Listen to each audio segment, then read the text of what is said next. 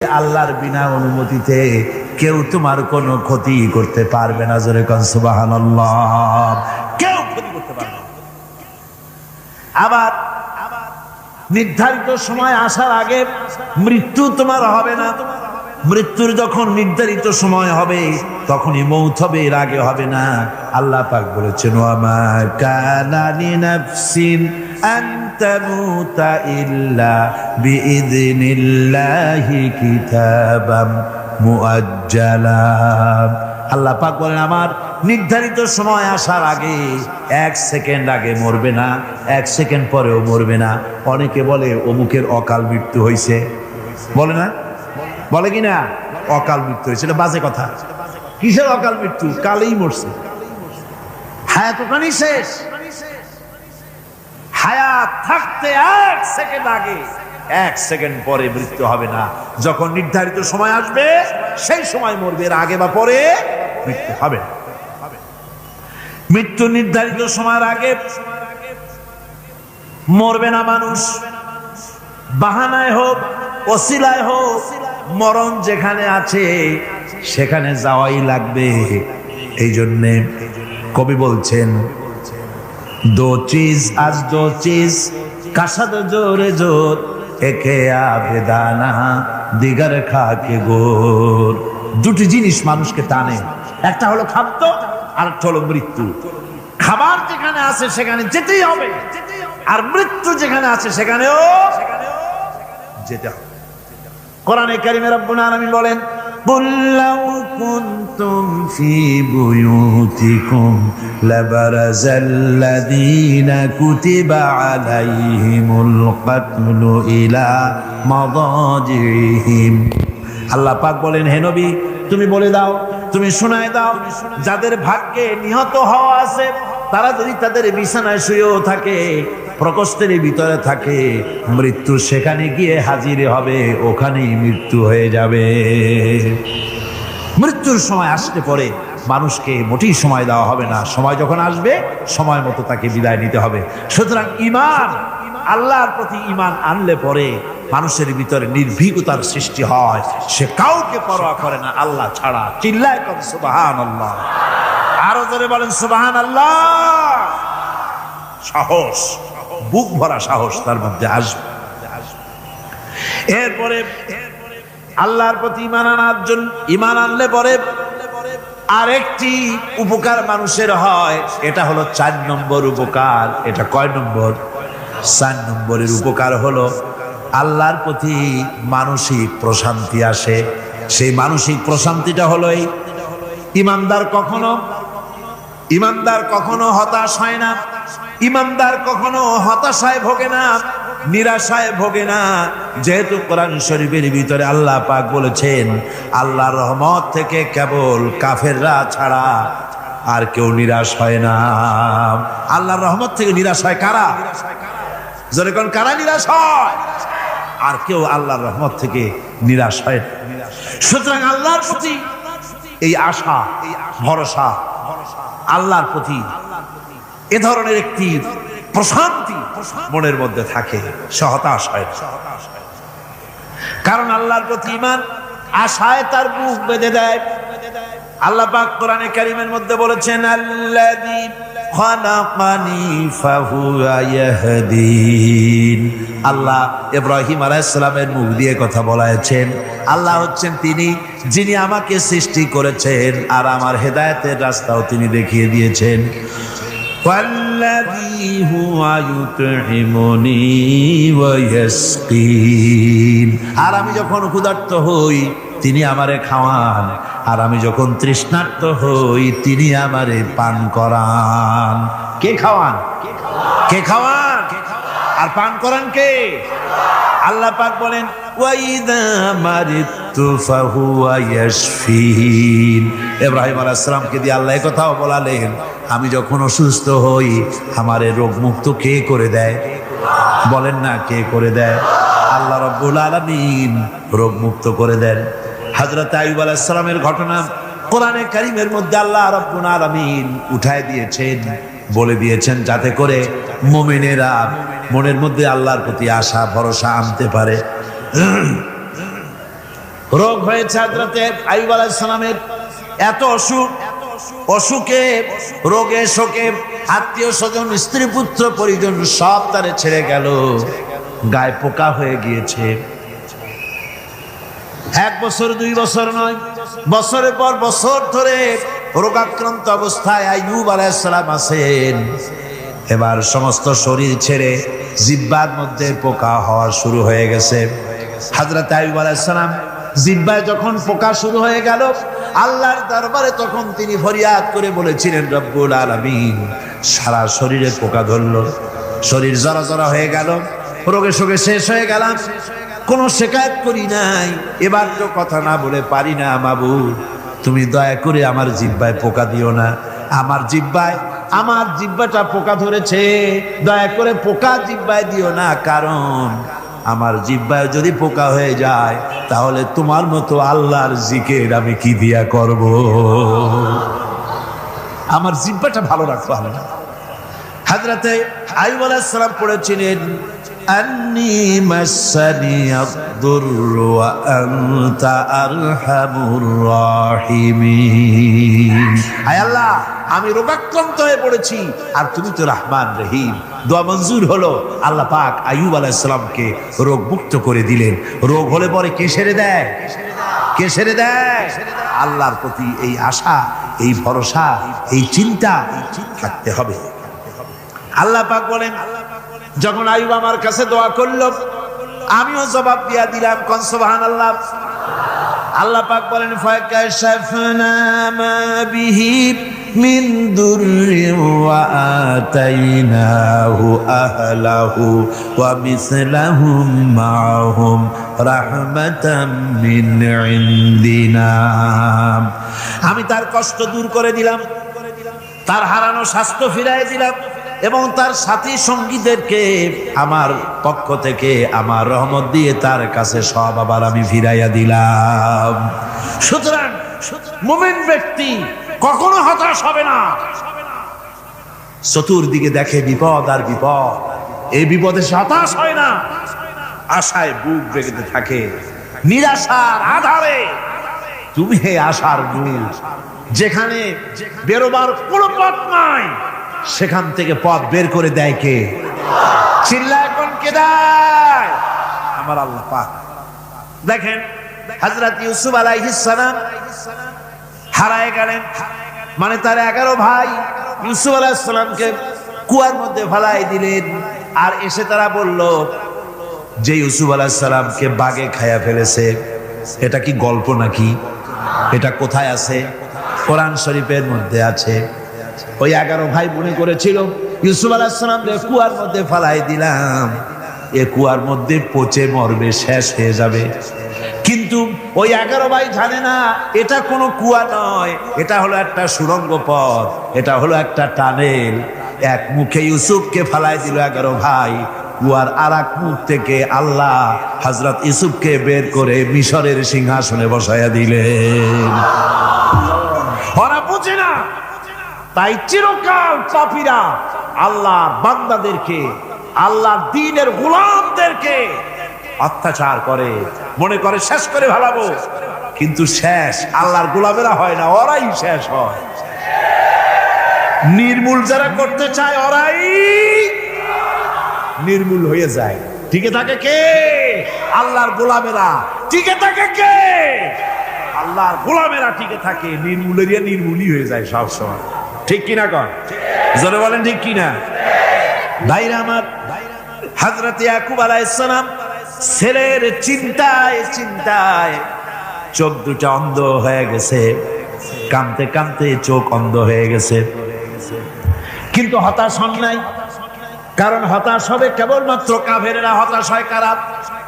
আল্লাহ বলেছেন হতাশ হয় কাফের, ইমানদার কখনো হতাশ হয় না।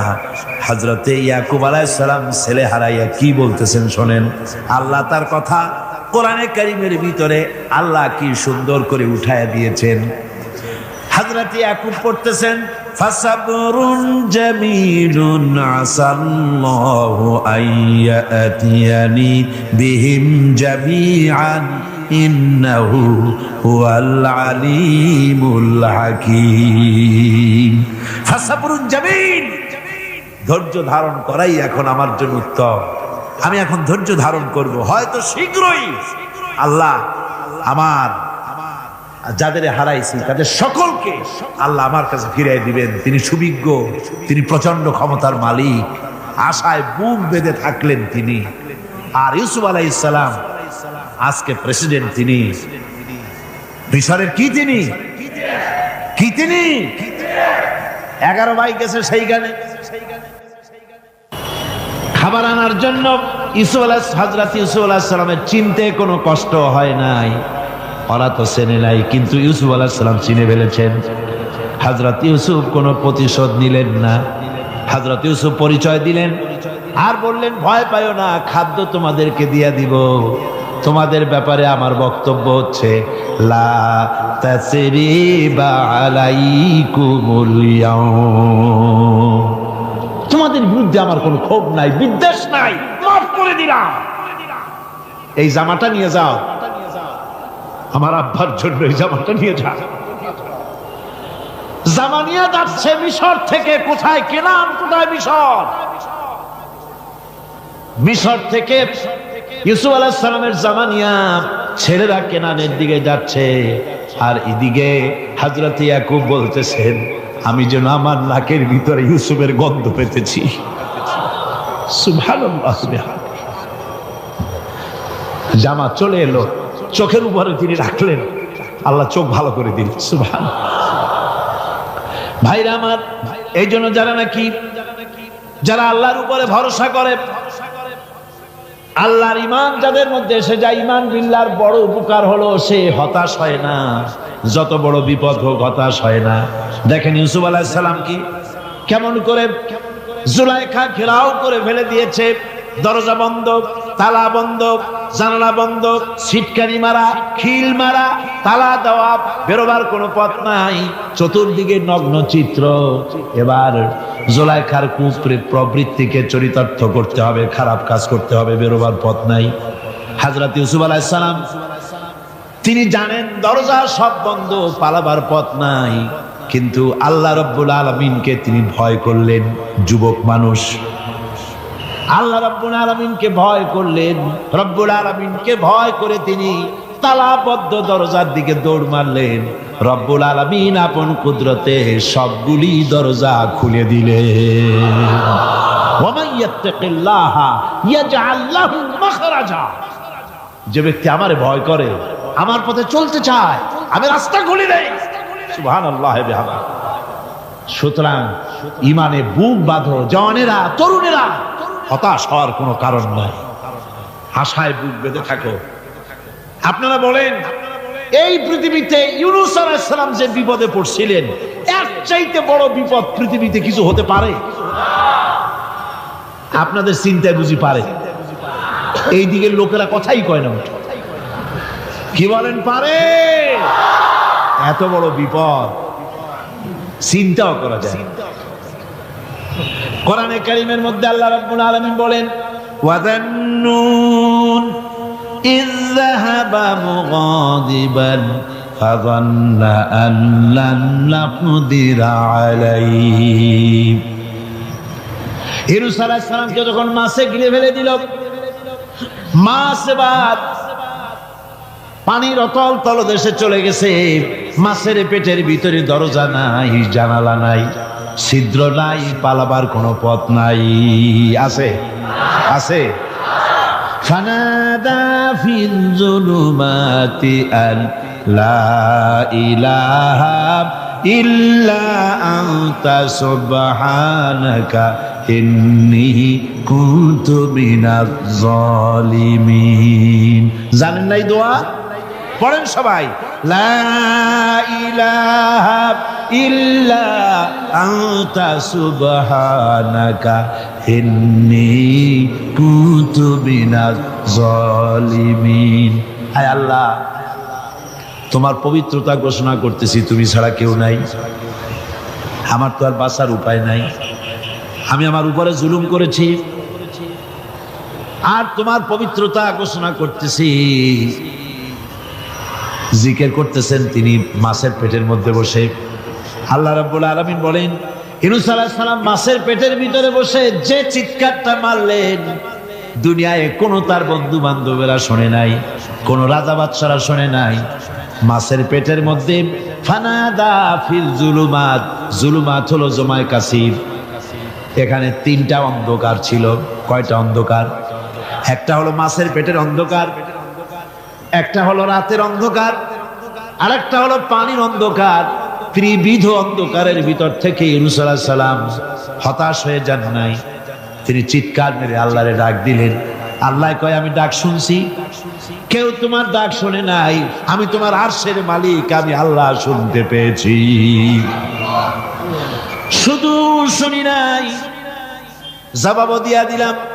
ফাস্তাজাবনা লাহু ওয়া নাজ্জাইনাহু মিনাল গাম্মি ওয়া কাযালিকা নুজিল মুমিনিন।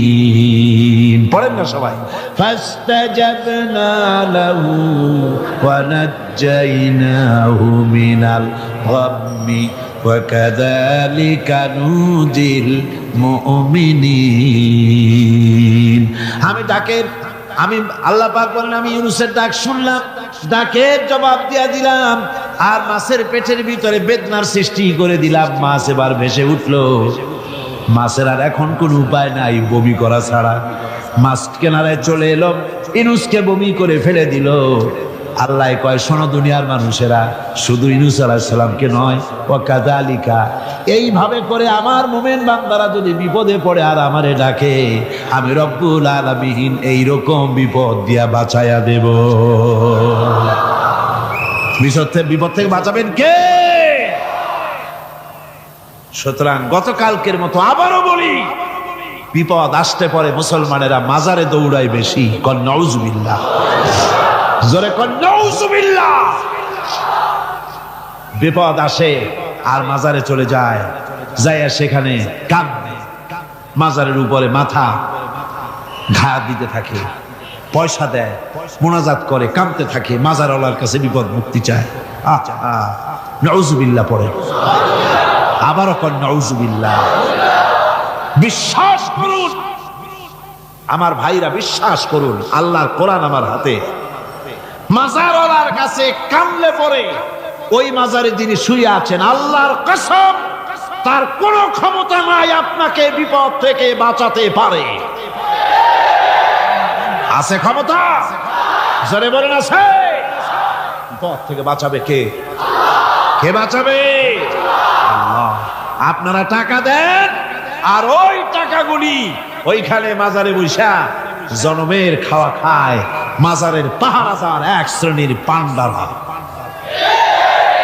টাকাগুলা মাথায় দেখবেন মাজার কেন্দ্র করে লাল লাল চাদর গায়, তারপরে শর্ট, মাথায় জট, দাড়িতে জট, দাড়িতে জট, আর মোষ। হায় রে মোষ! 6টা টর্চ লাইট দিয়েও যদি আপনি খোঁজেন মুখ তালাশ করে পাবেন না, এত মোষ সমানে কাজা খায় আপনার পয়সা দিয়ে। ধর্মের নামের ব্যবসা করে। যাই দেখেন মাজারগুলো, প্রত্যেকটা মাজারে 5টা 10টা লোক বসা আছে। ঘাট ধরে বের করে দাও। আর বড় মাজারে বসে আছো কেন? মসজিদে যাও। কোথায় যাবে? কোথায় যাবে? মসজিদে। আল্লাহর থামো, আল্লাহর ওলিদের মাজার ঘেরাও করে রেখে দাও, যত্ন করে রেখে দাও। গরু, ছাগল, ভেড়া, হাবিজাবি কিছু যেন যেতে না পারে, যত্ন করে রাখো, সম্মান দিয়ে রাখো। কিন্তু তোমার ওখানে পাহারা দিতে বলছে কি? তুমি ওখানে বসে থাকো কেন? গুড় যেখানে পিঁপড়া সেখানে। পয়সা দেওয়া বন্ধ করে একটারও পাবেন না ওখানে। ঠিক কিনা কর? সব ধান্দাবাজ পয়সার লোভে ওখানে বসে থাকে, গাঁজা খায়, মদ খায়, নামাজ পড়ে না। আর আপনার টাকা দিয়া খোঁজ নিয়ে দেখেন মাজারের মুতল্লি যত আছে সব বাসের মালিক, ট্রাকের মালিক, কোটি কোটি টাকার ব্যবসা করে। সুতরাং এগুলি ছাড়েন, এ ধান্দাবাজি বন্ধ করুন। মাজারের সাথে কোনো সম্পর্ক নাই। মুসলমানের সম্পর্ক কেবল মসজিদের সাথে। কিসের সাথে? মসজিদের সাথে সম্পর্ক গড়ে। আমার বন্ধুগণ,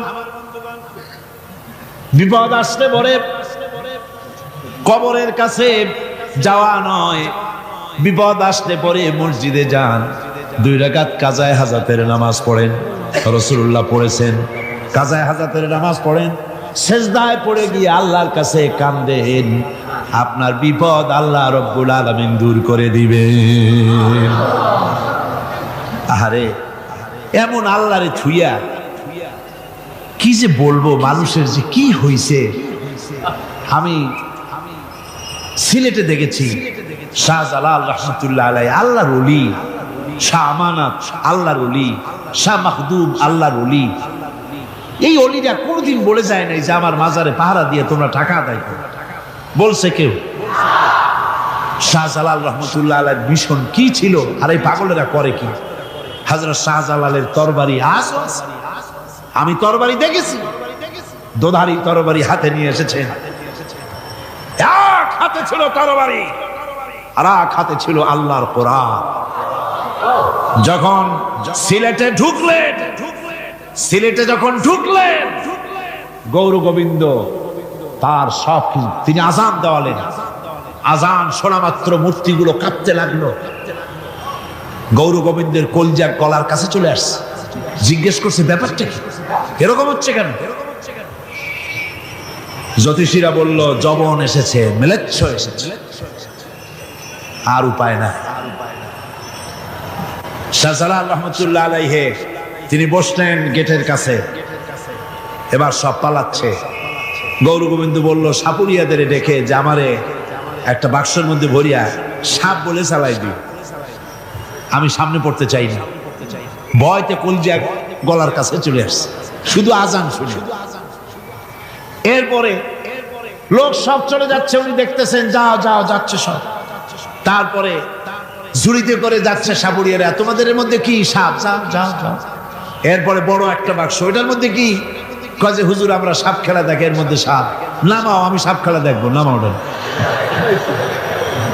এরপরে বাক্স খুলছে, দেখে যে আসল সাপ বাইর হয়েছে। গৌর গোবিন্দ বলল যে আমার রাজত্ব ছেড়ে দিলাম, আমারে জানে বাঁচা। শাহজালাল রহমতুল্লাহ আলাইহি বললেন আমি তো মারতে আসি নাই, আমি তো হত্যাকাণ্ড করতে আসিনি, আল্লাহর দ্বীনকে নিয়ে এসেছি। তিনি ক্ষমা করে দিলেন। সেই শাহজালাল রহমতুল্লাহ আলাইহির মাজারে লোকেরা বিভিন্ন জায়গা দিয়ে যায়, বাস ভরে ভরে যায়, যাইয়া চাদরের উপরে যাইয়া মাথা ঘা দিতে থাকে আর কাঁদতে থাকে। কতগুলো গজাল মাছ আছে, বিরাট বিরাট গজাল, গায়ে শ্যাতলা পড়ে গেছে, দেখলে মনে হয় যেন রিটায়ার্ড অফিসার, এরকম মোটা। ওগুলারে মুড়ি খাওয়ায়, কলজা খাওয়ায়। একটা কুয়া আছে, পানি এত পচা, কয় যে এইটার আর এক মুখ হলো জমজমের সাথে মিশানো। নাউজুবিল্লাহ। হায় রে মানুষ, মুসলমানের আকীদা হয় এত খারাপ, আকীদা বত্তর হয়ে যাচ্ছে। এগুলি ধর্মের নামের ব্যবসা, এগুলি জোরে বলেন কি? এই ব্যবসা বন্ধ করতে হবে, এই ব্যবসা বন্ধ করতে হবে। এরা ধর্মের নামের লুটেরা, চাদর দিয়ে, আগরবাতি দিয়ে, মোমবাতি দিয়ে, সেজদা দিয়ে মুশরিক হয়ে যাচ্ছে, ইসলাম থেকে খারিজ হয়ে যাচ্ছে। আমার কাছে রিপোর্ট এসেছে প্রচন্ড ভিড়ে মানুষের কষ্ট হচ্ছে, তো কি করা যাবে? আমি বললাম ভিড়, আর আপনারা যদি ভিড় দেখতে চান তাহলে তো সব লোক দাঁড়ায় যাবে, আপনাদের তো দেখার দরকার নেই। একটু চেপে চেপে বসেন আর জোরে সোরে জিকির করেন লা ইলাহা ইল্লাল্লাহ, লা ইলাহা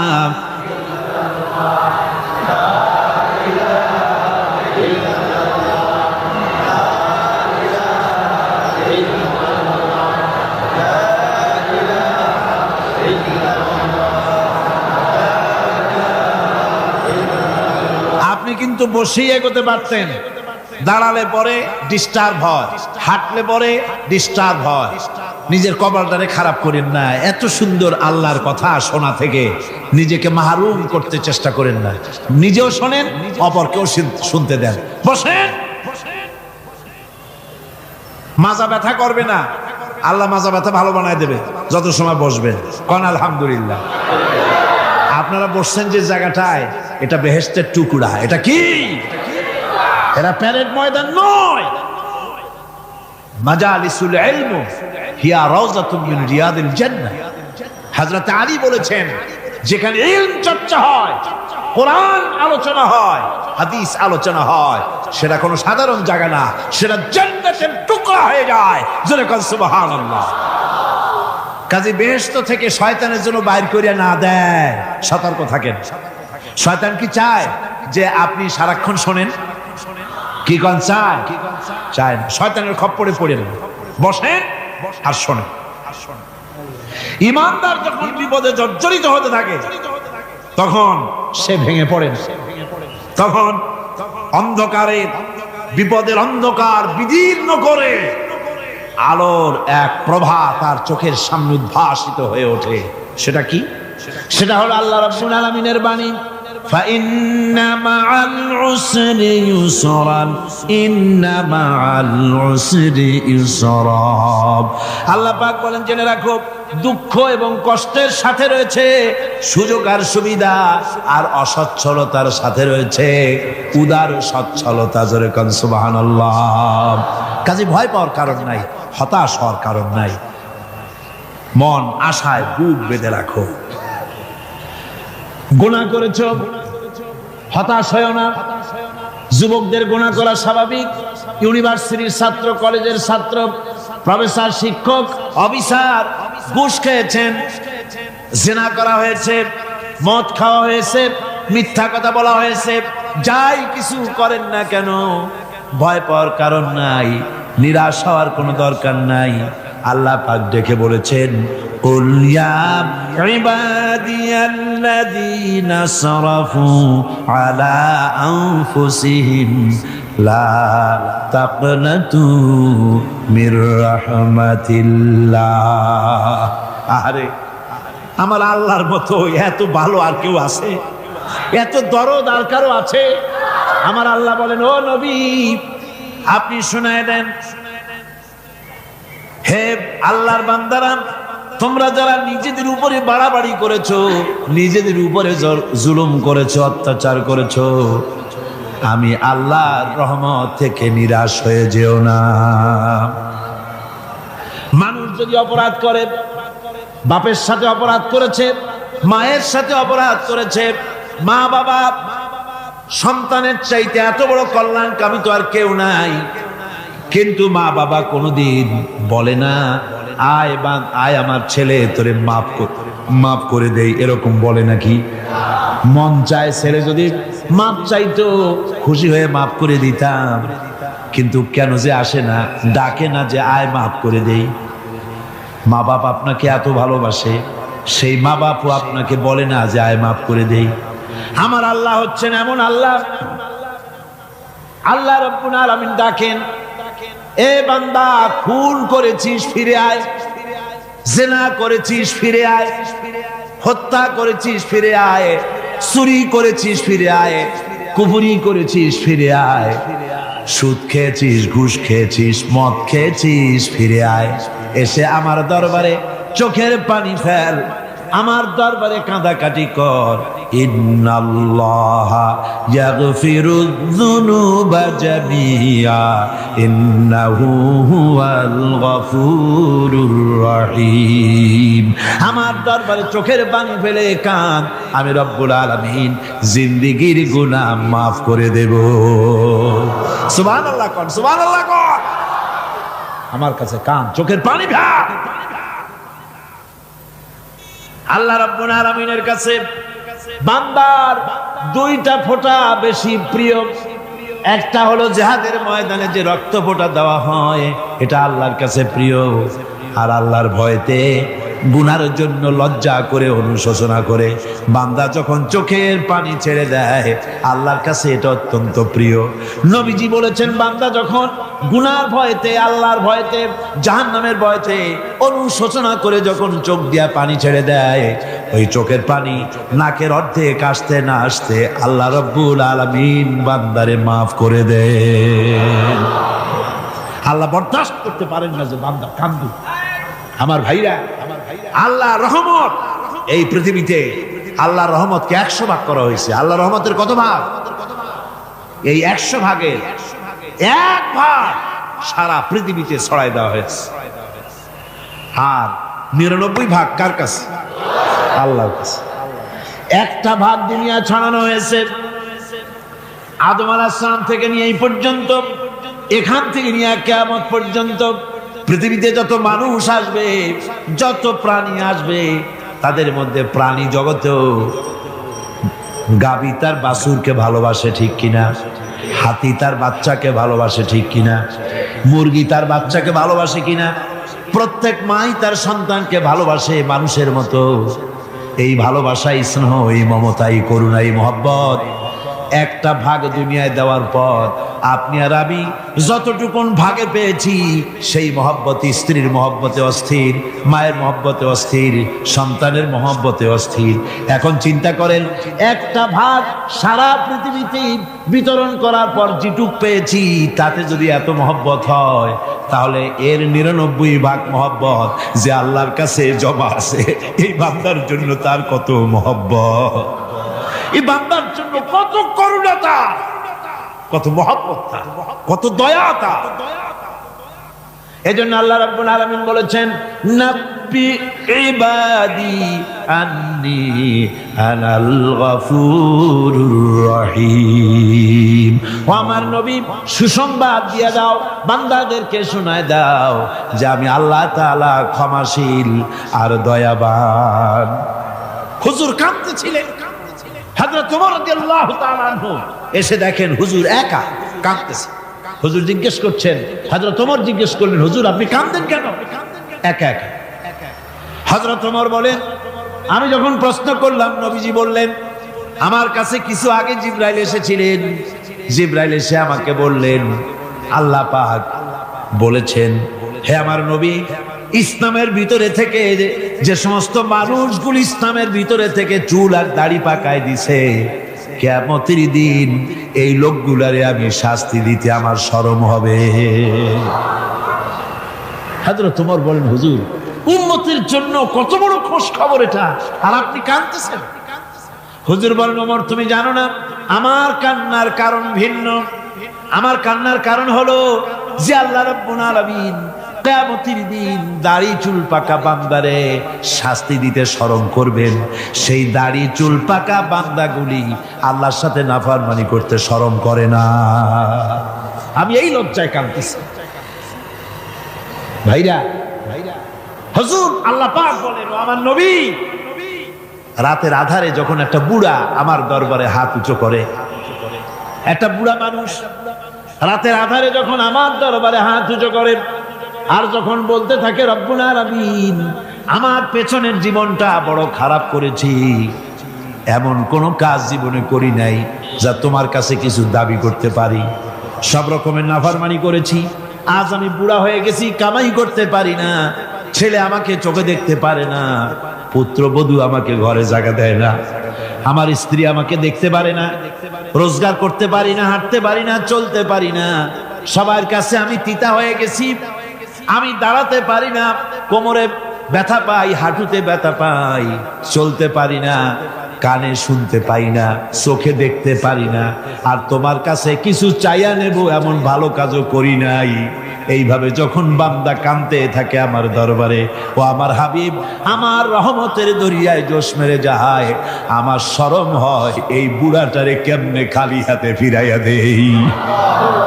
সুবহানাল্লাহ, সুবহানাল্লাহ। আমার আল্লাহর এত দয়া, আমার আল্লাহর এত মায়া, এত মহব্বত।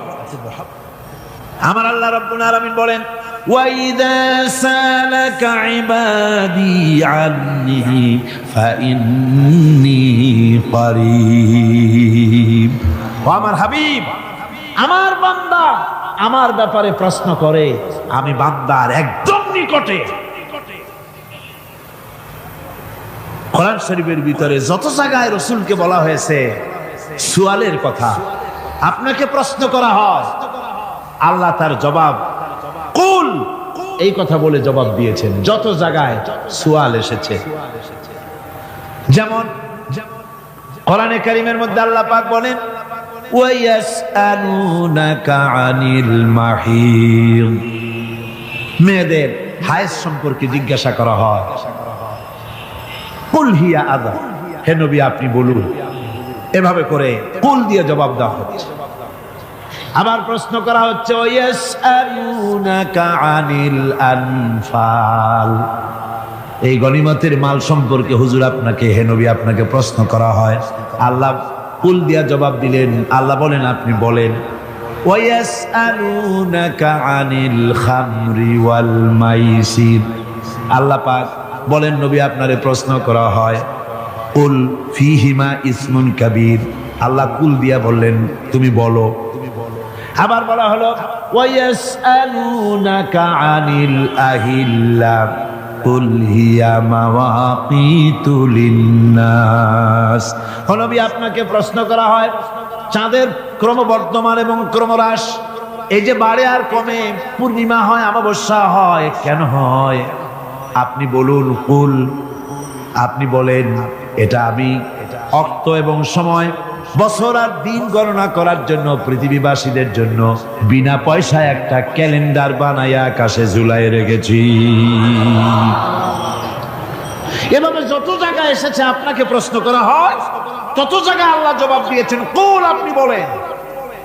গোটা কোরআন শরীফের ভিতরে এই একটি মাত্র জায়গা যেখানে বলা হয়েছে আপনাকে প্রশ্ন করা হয়, আল্লাহ এখানে বলতে পারতেন কুল আপনি বলেন, আল্লাহ তোমাদের নিকটবর্তী, এভাবে জবাব হয় না। এটা কায়দাটা হলো এই, আল্লাহ বলতেছেন ওয়াইজা সালাকা ইবাদি, ও আমার নবী প্রশ্ন তো আমার বান্দারা আমার ব্যাপারে করেছে, এবার আপনার জবাবের কোনো দরকার নাই, প্রশ্ন আমার ব্যাপারে আমি নিজে জবাব দিয়ে দেই, ফা ইন্নী কারীব। ও বান্দা আমার ব্যাপারে প্রশ্ন করেছিস, জবাব আমি দেই, আমি তোর সবচাইতে বেশি নিকটে। সুবহানাল্লাহ, কত নিকটে? ওয়ানাহানু আকরাবু ইলাইহি মিন হাবলিল ওয়ারিদ, তোর যে রব এই শাহরগের চাইতেও আমি তোর বেশি কাছে। সুবহানাল্লাহ, আমারে ডাক, আমারে ডাক, কলিজা দিয়া ডাক, অন্তর দিয়ে ডাক। মনের থেকে মানুষ যদি ডাকে, মুখের ডাক আর মনের ডাক এক জিনিস নয়। দিল সে জুবাত নিকলতি হ্যায়, असर रखती है पर नहीं मगर ताकते परवाज रखती है।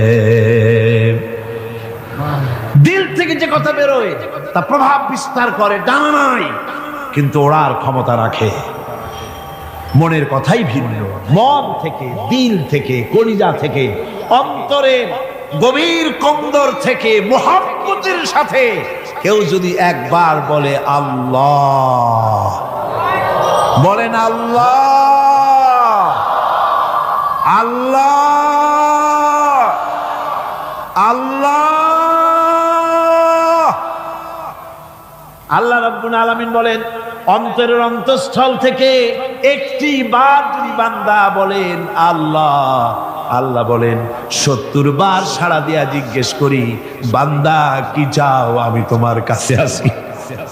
সুবহানাল্লাহ, আমি তোর একদম কাছে, কি চাস বল, বল আমার কাছে। এমন দয়াবান, এমন মেহেরবান, এমন আল্লাহ আমাদের, সে আল্লাহ রাব্বুল আলামিন তিনি বলছেন وقال ربكم ادعوني استجب لكم, তোমাদের রব বলেছেন আমারে ডাকো, আমি আল্লাহ ডাকের সাড়া দিয়া দেব। সুবহানাল্লাহ, কারে ডাকতে হবে, কারে ডাকতে হবে? এই বিশাল জনসমুদ্র একটুকু চিল্লা কনকারে রাখতে হবে। কোন পীর সাহেবকে নয়, আল্লাহর কসম কোন খাজা বাবাকে নয়, ডাকতে হবে কারে? চিল্লা এখন কারে? ওয়াকালা রাব্বুকুম উদউনি, তোমার রব তোমাকে বলতেছে আমারে ডাকো, আস্তাজিব লাকুম, আমারে ডাকবে আমি সাড়া দিয়ে দেব। সুবহানাল্লাহ। আল্লাহকে ডাকেন, কি চাই আপনার বলেন, কি চাই? আল্লাহর কাছে চান, আল্লাহ দিয়ে দিবে। দেওয়ার জায়গা আল্লাহর কাছে চাইবেন, আল্লাহ দিবেন। দেওয়ার জায়গা, চাওয়ার জায়গা হলো সেজদায় পড়ে যাবেন। আমার ভাইয়েরা, জায়গাটা চিনায় দিলাম। মাজারে যাওয়া লাগবে না, কবরে যাওয়া লাগবে না। 2 রাকাত নামাজ পড়ে সেজদায় পড়ে গিয়া যত বিপদ আছে, মুসিবত আছে, সেজদার মধ্যে চোখের পানি ছেড়ে দেন আর কেন্দে কেন্দে জীবনের কথা বলেন। আল্লাহ রাব্বুল আলামিন আপনার আওয়াজ শুনবেন আর দোয়া কবুল করে নিবেন। কাঁদতে হবে আল্লাহর কাছে। কার কাছে? আল্লাহ। সুম্মা ইস্তাগফিরুল্লাহ, আর এরপরে সে যদি আমি আল্লাহর কাছে ক্ষমা চাই, ইয়াজিদিল্লাহ গাফুরার রহিমা, সে আমি আল্লাহকে গফুর এবং রহিম হিসাবে পাবে। সুবহানাল্লাহ। আল্লাহকে গফুর এবং রহিম হিসাবে পাওয়া যাবে। সব আল্লাহকে বলতে হবে, গুনাহ মাফ চাইতে হবে। এই জন্য হুজুর সাল্লাল্লাহু আলাইহি ওয়াসাল্লাম দৈনিক 100 বার তওবা করতেন। কোন হাদিসে আছে 70 বার, কোন হাদিসে আছে 100 বার তওবা করতেন। নামাজের পরে তো প্রত্যেক নামাজই পড়তেন হুজুর, সালাম ফিরাতেন আর সাথে সাথে বলতেন আল্লাহু আকবার, আস্তাগফিরুল্লাহ, আস্তাগফিরুল্লাহ, আস্তাগফিরুল্লাহ। মনে থাকবে আপনাদের? মনে থাকবে? সালাম ফিরাইয়া কি বলবেন? না, সালাম ফিরাবার সাথে সাথে বলবেন আল্লাহু আকবার, তারপরে পড়বেন আস্তাগফিরুল্লাহ, আস্তাগফিরুল্লাহ, আস্তাগফিরুল্লাহ। তওবা করবেন, আল্লাহর কাছে সবসময় গুনাহ মাফ চাইতে থাকবেন, বিনীত থাকবেন। আল্লাহকে পাওয়া যাবে, তাকে রহিম হিসেবে পাওয়া যাবে। সুতরাং ঈমান বিল্লাহ, আল্লাহর প্রতি ঈমান আনলে পরে 4th নম্বরে যে উপকারটা হবে সেটা হলো হতাশায় ভুগবে না, নিরাশায় ভুগবে না, আশায় বুক বেঁধে উঠবে, ঈমান মজবুত হবে, আল্লাহর কাছে মানুষ বিনয়ী হয়ে যাবে। এবার 5ম নম্বরের উপকার আমি বলছিলাম, ঈমান বিল্লাহ, আল্লাহর প্রতি ঈমান আনলে পরে অসংখ্য উপকার হয়, অসংখ্য বৈশিষ্ট্যের আছে। এর 6টা উপকারের কথা আমি বলবো। কয়টা? অসংখ্য উপকারের ভিতরে প্রধান 6টি উপকারের কথা বলবো। এর বললাম কয়টা? 4টে বলছি। এবার বলো 5ম উপকারের কথা। আল্লাহর প্রতি আপনি পূর্ব পশ্চিমে কতবার মুখ ঘোরালেন, এটাই কিন্তু আপনার আসল সৎ কাজ নয়। আসল সৎ কাজ হলো আল্লাহর প্রতি ঈমান আনা। এই ঈমানের ব্যাপারে 3টা দিন আমরা পার করে দিলাম, এখনো কথা শেষ হয় নাই। আল্লাহর প্রতি ঈমান আনলে পরে যে উপকারটা হবে 5ম নম্বরে, সেটা হলো কঠোর এবং কঠিন বিপদের ভিতরে, বান্দার ভিতরে অবিচলতা এবং ধৈর্যের সৃষ্টি হয়ে যাবে।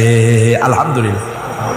কঠিন বিপদ মুসিবত আসতে পরে সে অবিচল থাকবে। সারা দুনিয়ার বিপদ আপদ, শত্রুতা, দুঃখ, কষ্ট, মুসিবত, জুলুম, নির্যাতন সবকিছু পাহাড়ের মতো উঁচু হয়ে তাকে ঘিরে ফেলবে, কিন্তু তাকে এক চুলও নাড়াতে পারবে না। আলহামদুলিল্লাহ। সারা পৃথিবী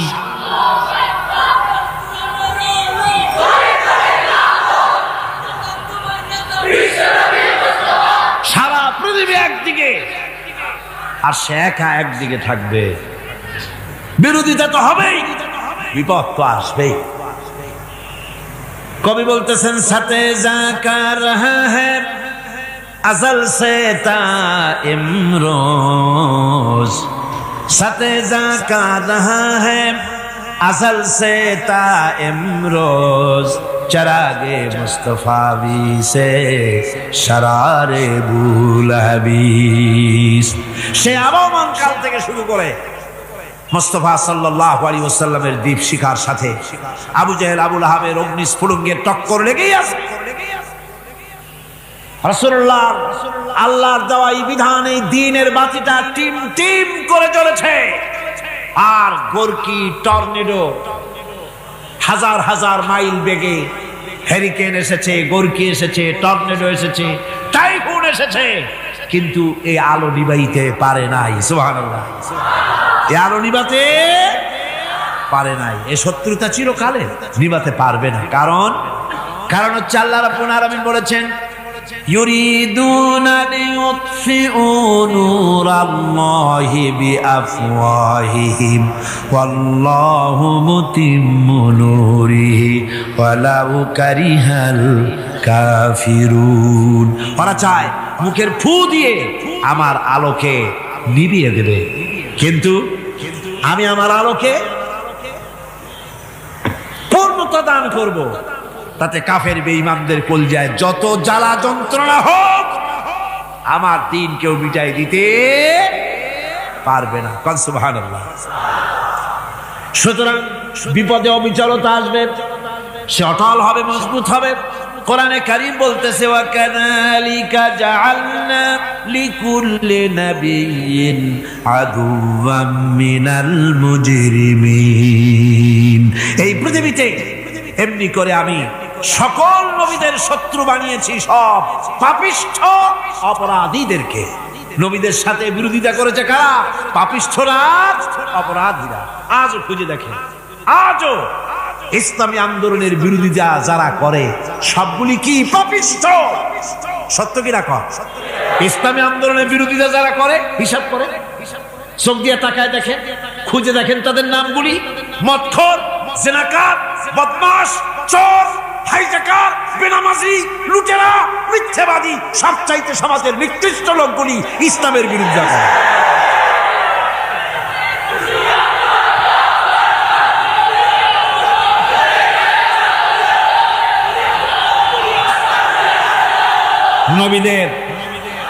নবীদের শত্রু আল্লাহ বলেন, সব যুগে নবীদের সাথে শত্রুতা করেছে পাপিষ্ঠরা। আল্লাহর কথা, কার কথা? সকল যুগে নবীদের সাথে শত্রুতা করেছে পাপিষ্ঠরা, নিকৃষ্ট ধরনের অপরাধীরা। সুতরাং নবী রাসূলদের অবস্থা যখন এই, তখন দ্বীনের দাওয়াত যারাই দেবে তাদের কিসমত এরকম হবেই। এই বাধার মোকাবেলা তাদেরও করতে হবে। এই যে বাধাটা আসে, এই যে মারে, অপরাধ কি? এই যে তারা চোর বা ডাকাত যাদের মারা হয়, আল্লাহ রাব্বুল আলামিন বলেন অপরাধ হলো, ওয়ামা নাকামু মিনহুম ইল্লা আইয়ুমিনু বিল্লাহিল আজিজিল হামিদ। অপরাধ হচ্ছে ইমানদার লোকদের উপর নির্যাতন চালিয়েছে, অন্য কোনো কারণে নয়। কারণ একটাই, তারা আল্লাহর জমিনে আল্লাহর দ্বীন প্রতিষ্ঠা করতে চেয়েছে, আর কোনো অপরাধ না। জমিন আল্লাহর, জমিন কার? এই বিশাল জনসমুদ্র গর্জে উঠুন একযোগে, বলুন জমিন কার? আইন চলবে কার? এখানেই সংঘর্ষ বেঁধেছে আবহমান কাল ধরে। মানুষ অত্যাচারিত হয়েছে, সাহাবায়ে কেরাম অত্যাচারিত হয়েছেন। বুখারী শরীফের হাদিসে এসেছে, রাসূল করিম সাল্লাল্লাহু আলাইহি ওয়াসাল্লামের কাছে হযরতে খাব্বাব গিয়ে উপস্থিত হয়েছিলেন। হযরতে খাব্বাব বলেন, হাদিসটা এভাবে লেখা হয়েছে বুখারীতে, ওয়ান খাব্বাব বিন আরিদ রাদিয়াল্লাহু তাআলা আনহু قال شكونا إلى رسول الله صلى الله عليه وسلم وهو متوسد بردة له في ظل الكعبة। রাসূলুল্লাহর কাছে গেলাম, কাবা শরীফের কাছে গিয়ে দেখি নবীজি একটা চাদর গায়ে দিয়ে তিনি আরাম ফরমাচ্ছিলেন কাবা শরীফের ছায়ায়। সেখানে গিয়ে বললাম, আলা তাস্তানসিরু লানা আলা তাদউ লানা ইয়া রাসূলুল্লাহ, হে আল্লাহর রাসূল, আপনি কি আমাদের জন্য আল্লাহর কাছে দোয়া চাইবেন না? আপনি কি আল্লাহর কাছে আমাদের জন্য সাহায্য চাইবেন না? আমাদের লোকগুলিকে, মুসলমানগুলিকে মারতে মারতে তো শেষ করে ফেলে দিল। তারা আমাদের সুমাইয়াকে মারলো, আমাদের খাব্বাবকে উটের সাথে পায়ের দড়ি লাগায় টানলো, আমাদের খোবায়েবকে তারা আগুনের উপরে চিৎ করে শোয়ায় রাখলো, না খায় রাখতেছে, মারতেছে। কষ্টে তো শেষ হয়ে গেলাম, হুজুর আপনি কি আমাদের জন্য দোয়া করবেন না? হাদিস শরীফে এসেছে, নবীজি উঠে বসলেন সোজা হয়ে। নবীজি বলেন, ও আমার সাহাবী, ও খাব্বাব শোনো, তোমাদের আগে এই পৃথিবীতে যারা দ্বীনের দাওয়াত দিতে এসেছিলেন তাদেরকে সমকালীন রাষ্ট্র শক্তি, সমাজ শক্তি তাদেরকে ধরত। ফায়ুখাজুর রাজুলু তাদেরকে তারা ধরতো, ফায়ুহফারু লাহু ফিল আরদ, আর তার জন্য জমিনের ভিতরে কবর বানাইতো। ওই কবর ফায়ুজালু ফিহা, ওই কবরের ভিতরে তাকে কোমর পর্যন্ত গেড়ে দিত। সুম্মা ইউতা বিল মানশার, এরপরে করাত আনতো। ফায়ুদাউ আলা রাসিহি, এরপরে ওই করাত তার মাথার উপরে রাখতো। ফায়ুজালু নিসফাইন, এরপরে করাত দিয়া চিরে জীবিত মানুষটারে দ্বিখণ্ডিত করে ফেলে দিত। মা ইয়াসুদ্দুহু যালিকা আন দীনিহি, ও আমার খাব্বাব, এত কষ্ট দেওয়ার পরেও সেই যুগের কোন মুসলমানকে, দ্বীনের দায়ীদেরকে আল্লাহর দ্বীন থেকে এক চুলো তারা সরাই দিতে পারে নাই, এক চুলো সরাতে পারে নাই। ওয়াল্লাহি, ও খাব্বাব, আমি আমার আল্লাহর নামে কসম করে বলছি, লা ইউতাম্মান্নাল্লাহু হাযাল আমরা হাত্তা ইয়াসিরা আর-রাকিবু মিন সানা ইলা হাযরামাউত। আমি কসম করে বলি, আল্লাহ রাব্বুল আলামিনের এই সানা থেকে হাজারামত পর্যন্ত লোকেরা যাতায়াত করবে, সুন্দরী রমণীরা গমন করবে, সদাগরেরা যাতায়াত করবে, টাকা নিয়ে পয়সা নিয়ে যাতায়াত করবে। তাদের মনের মধ্যে লুটের ভয়, টাকার ভয়, চুরির ভয়, ডাকাতির ভয়, জেনার ভয়, হত্যার ভয়, ধর্ষণের ভয়, কোনো ভয় থাকবে না। লা ইয়াখাফু ইল্লাল্লাহ, আল্লাহ ছাড়া কোনো ভয় থাকবে না। এমন একটা সমাজ, এমন একটা সময় আসবে। ওয়ালাকিন্নাকুম তাস্তাজিলুন, অথচ খুব তাড়াহুড়ো তোমরা করতেছো। তাড়াহুড়ো করো না, সময় আসবে ইনশাআল্লাহ। আর সে সময় আসছিল মদিনায়, আসে নাই? আসে নাই? সুতরাং আজও চট্টগ্রামের এই বিশাল জনসমুদ্রকে বলতে চাই, নির্যাতন, স্বৈরাচার, জুলুম, অত্যাচার, হত্যাকাণ্ড যা কিছু ঘটতেছে, ধৈর্য ধরুন, আন্দোলনে শরীক হন, জান বাজি রাখুন। এ বাংলাদেশেও আগামী যে পার্লামেন্ট হবে, আগামী জাতীয় নির্বাচনে যে পার্লামেন্ট তৈরি হবে, ইনশাআল্লাহ সেই পার্লামেন্ট হবে কোরআনের পার্লামেন্ট ইনশাআল্লাহ।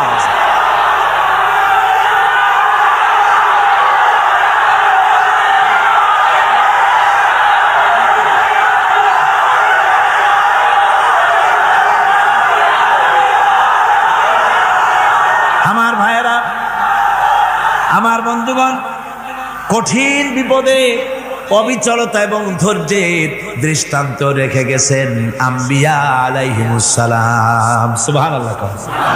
কঠিন বিপদে অবিচলতা, দৃঢ়তা, ধৈর্য কারে বলে, তার দৃষ্টান্ত কারা রেখেছেন?